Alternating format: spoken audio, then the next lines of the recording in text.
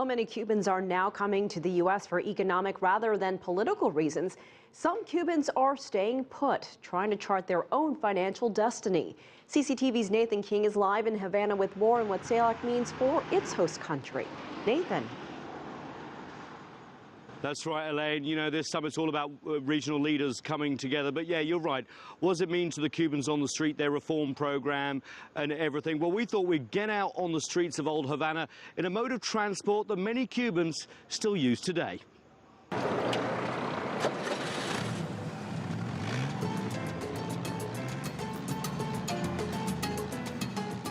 No visit to Havana is complete without a ride in one of these classic 1950s American cars.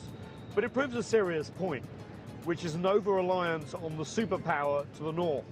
America dominates Cuba's past, and arguably the whole region of Latin America. That's exactly what CELAC is trying to get away from. But on the streets of old Havana, there are signs of change. You have to look for it, but evidence of growing reforms. People are starting their own businesses, selling groceries, garages, barbers, small enterprises free from state control for the first time. But as CELAC convenes, the Cuban government has grander and bigger visions for the economy as a whole. Hundreds of millions of dollars of investment from Brazil and traditional allies like Venezuela. Havana hopes will be topped by less traditional allies like Mexico. But the overarching US embargo remains, and that makes it very difficult to do business in Cuba.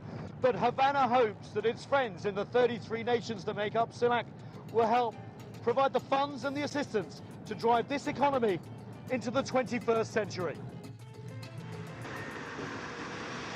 Yeah, Elaine, you can see we had a lot of fun doing that piece, but it belies a serious point that, you know, there's an over-reliance on these cars that are sometimes 50 or 60 years old.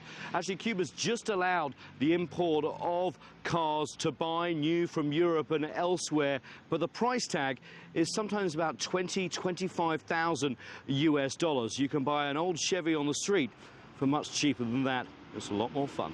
Back to you. Looked like a lot of fun for you, Nathan. Thanks so much for that.